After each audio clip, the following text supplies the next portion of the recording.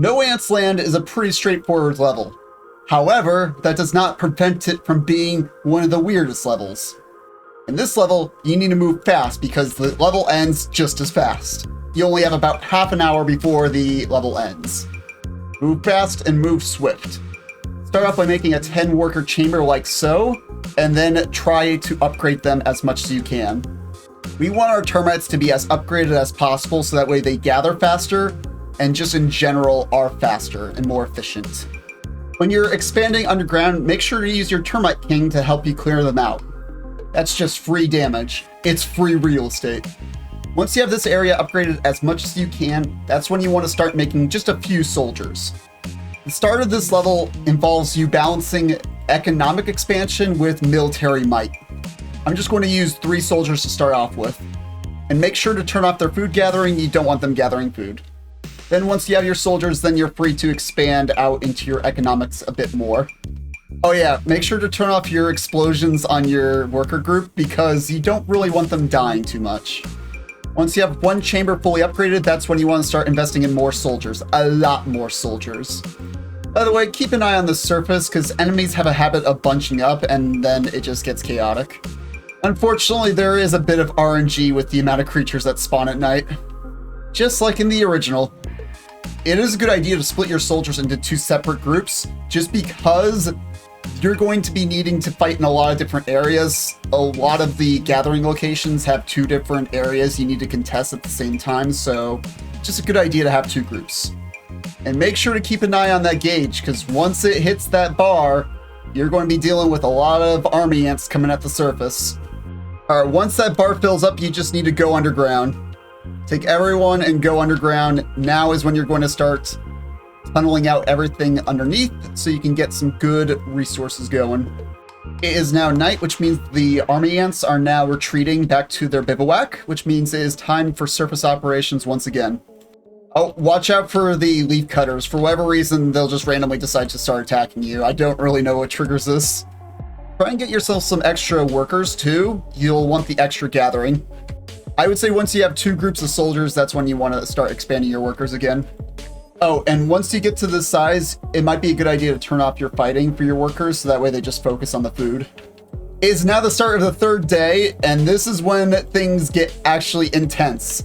Go back underground, especially because there's a giant praying mantis here for some reason. Go underground, have your soldiers wait at the entrance, and brace your booty holes. It's about to get intense.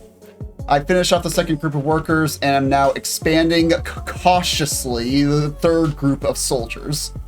I'm taking whatever food gets excavated and taking that into our nest. But again, cautious expansion. You want enough food for reinforcements, but also you want to increase your troop sizes because this will not be enough.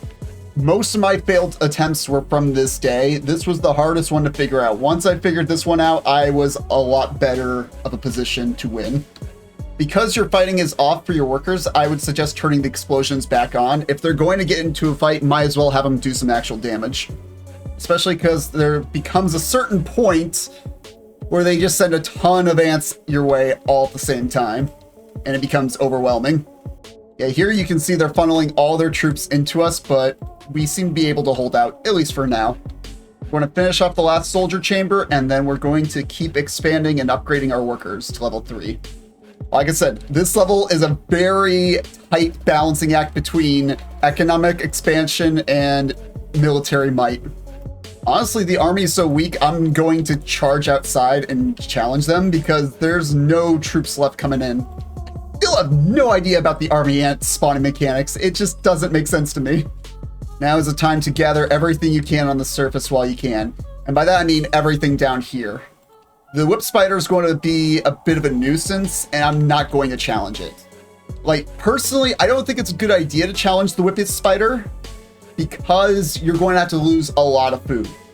I estimate you're going to have to lose about 1,000 food to kill it, and after you spend all that time and food killing it, it would have just been better off used against the army ants, in my opinion. Oh, it's also not a bad idea to get a few extra workers for egg laying, because you're going to be running through a lot of eggs on the next night, or day. Oh, yep, there's Whip Spider. Okay, everyone underground.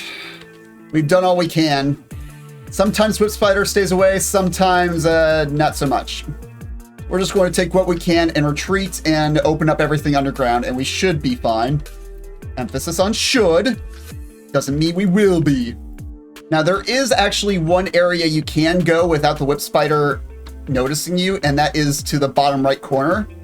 This area involves a little area that the Whip Spider and the army ants don't patrol down, so just something to keep in mind. Oh, what's also something to keep in mind is to not open your underground chambers while you send out your entire army. Whoopsie. Yeah, there were little bits of food we didn't get from the surface, and then hunker down for the day. It's going to get real. Gather everything you can and start praying.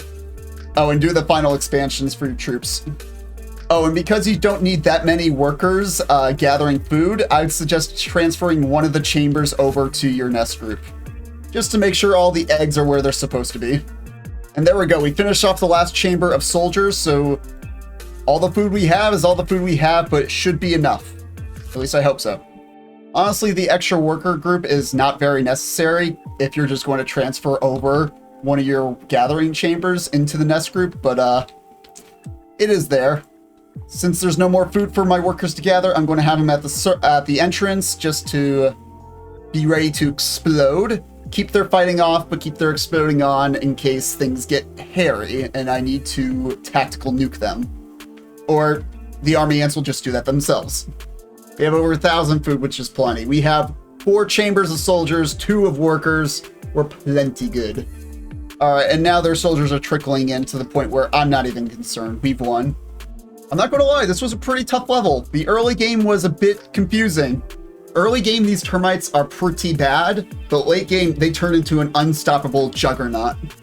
And that is how you beat No Ants Land on Impossible. Like and subscribe for more Empires of the Undergrowth.